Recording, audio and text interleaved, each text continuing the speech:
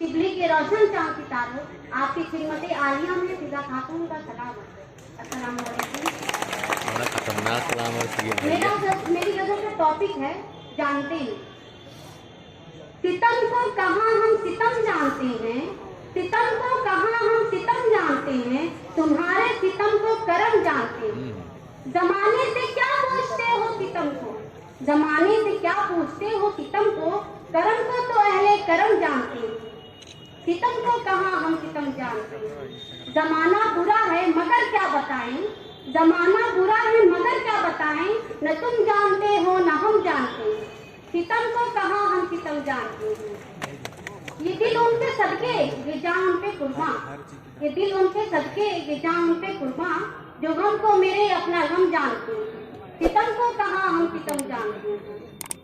उन्हें पत्थरों के सिवा क्या मिलेगा, उन्हें पत्थरों के सिवा क्या मिलेगा, जो पत्थर को अपना सनम जानते हैं। सितम को कहाँ हम सितम जानते हैं, तुम्हारे करम को करम जानते हैं। शुक्रिया।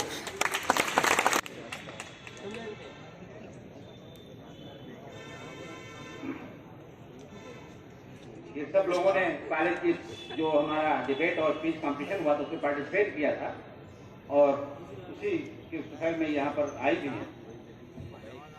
शुक्रिया के बाद। Thank you, sir. Education is a right, not a privilege. It is an opportunity, not an entitlement. With this, a very marvelous and auspicious good morning to each and all single soul present over here. First of all, a very auspicious good morning to Honorable Chief Guest, respected Manager Sir, respected Principal Sir, all the HOD of the department, all the reputed teachers, and my college mates. As we are aware that we are assembled here to discuss the achievements of Shibli National College. So, before talking about the achievements, it is very important to know how this college was established. The college was established by Sir Allama Shibli Nomani in 1883. Sir Shibli Nomani was a historian, or I can say in a word, he was a philanthropist, because he had worked in all the fields. He worked for the betterment of his community, he worked for the betterment of females, by including them for a better education, leading to a better life, leading to a better community, leading to a better future of the nation. He understood the importance of education for females because they constitute half of the population. So if they would not be educated, the country will not touch the sky of success. At the time when he established Shibli College in 1883, it was first established as a national school. If you can understand the word national when he used that, he coined that term national at the time when we were under the colonial rule. It was such a courageous movement when he coined the term national. After that, it was upgraded to middle school in 1887, then to inter college, and then it gained the status of degree college in 1946. After that, I just want to conclude by indicating about the Dar al-Musannifin. He was very fond of knowledge. He wanted everyone to gain knowledge, especially his community. So he wanted to establish the library inside Azamgarh. But unfortunately, due to the death, he was not able to establish. But before that, he bequeathed his mango archive, his land for the achievement of this library. His disciples, after the 3 days of his death, established this library, which is the Shibli Academy, which is one of the biggest Asiatic library in Urdu language. It has its own publication. So, with this, I will take part of my words. Thank you for giving me a patient hearing.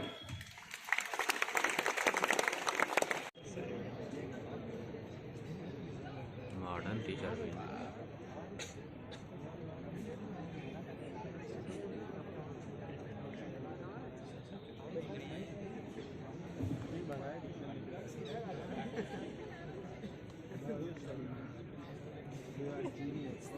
इस के मेहमान खुसूसी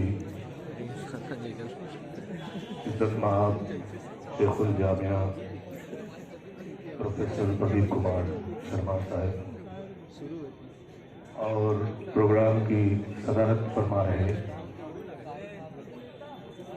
doctor Shaukat Ali साहब जो हमारी society के सदर हैं और हमारे कॉलेज के मैनेजर साहब अता रशीद साहब और हमारी कॉलेज के सदर जनाब शमशी साहब और प्रिंसिपल साहब और प्रोग्राम की निजामत कर रहे प्रोफेसर खालिद साहब, असातिज़ा और तलबा। अल्लामा शिबली एक शख्स नहीं शख्सियत का नाम है और इतनी बड़ी शख्सियत पर लबकुशाई करना आसान काम नहीं है। शिबली की इतनी जहतें हैं, शिबली की शख्सियत के इतने पहलू हैं कि उन्हें मुख्तसर तारुफ में समेटना नामुमकिन है।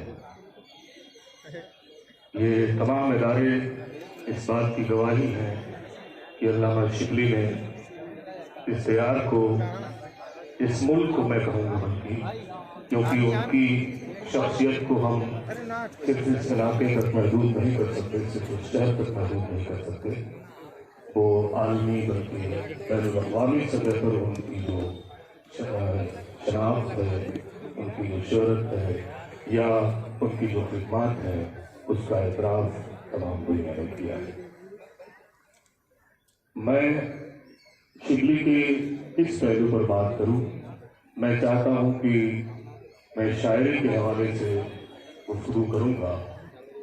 हज़रात, शायरी के लिए एक गुदाज दिल का होना बहुत ज़रूरी है।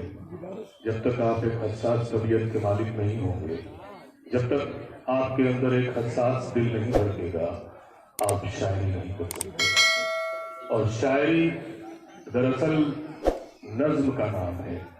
वो नज़्म, वो तरतीब, वो ऑर्गेनिक यूनिटी जो आप लफ्ज़ों के दरमियान, मानी के दरमियान, ख्याल के दरमियान पैदा करते हैं, वही नज़्म कहीं न कहीं बाहर की दुनिया में आपकी आंखें तलाश करती हैं। शायरी क्योंकि एस्थेटिक सेंस का नाम है, जमालियात का भी नाम है, तो जमालियात दरअसल हमें ज़िंदगी के हर शोबे में नज़र आनी चाहिए। वो हुस्न तरतीब, वो हुस्न इंतज़ाम, वो सोच, वो गुदास, वो तड़प, वो बेचैनी, अगर वो हमारी ज़ात का मरकज़ नहीं बनेगी तो शायद हम शायरी नहीं कर पाएंगे।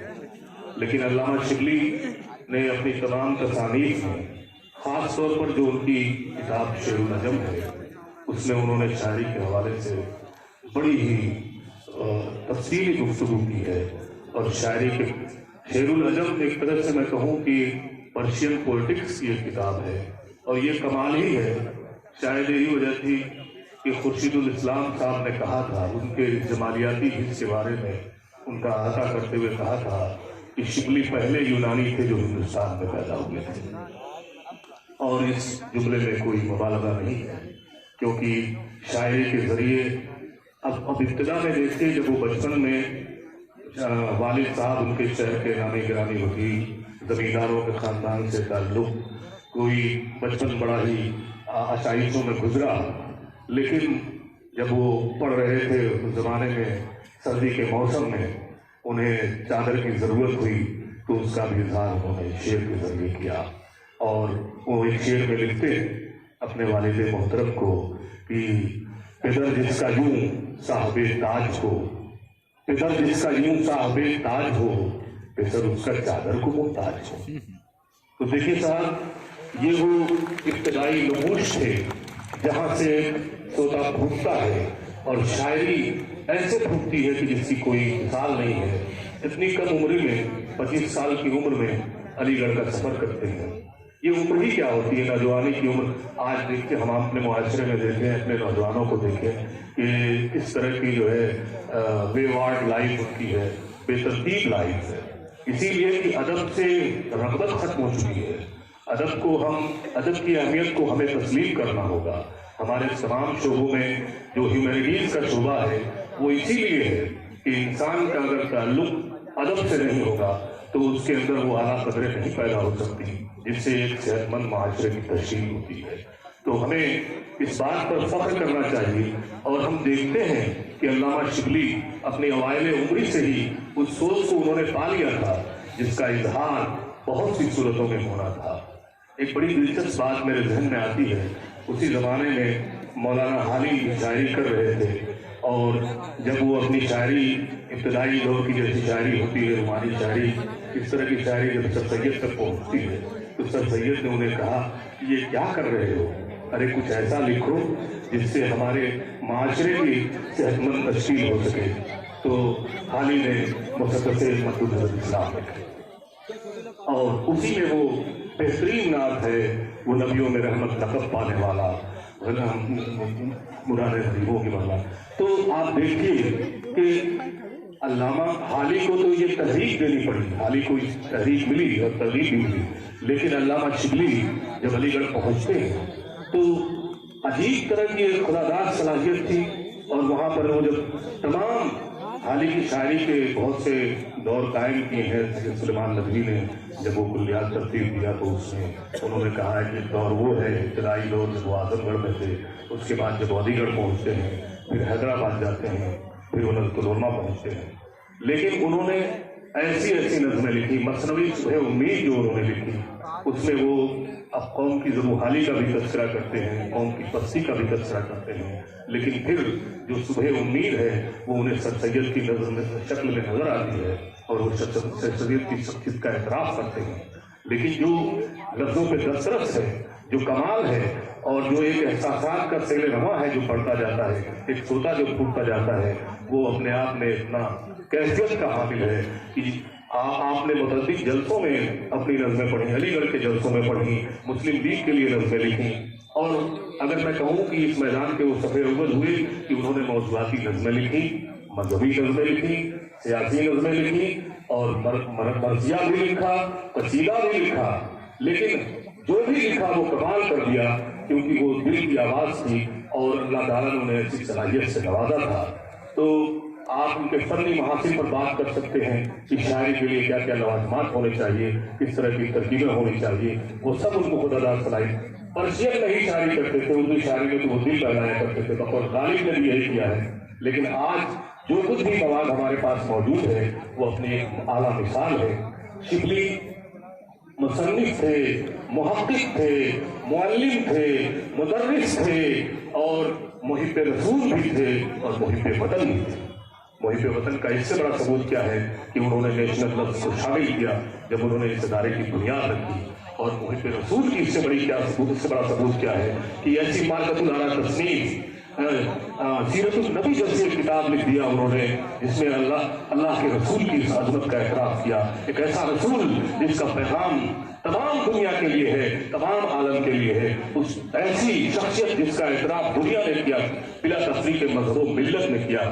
مجھے ایک شعر یاد آ رہا ہے کسی کا اپنے پیغمبر آخر الزماں کے لیے ایک شعر یاد آ رہا ہے ایک صاحب کا. وہ کہتے ہیں کہ میں کافر ہوں مگر ایمان رکھتا ہوں محمد پر.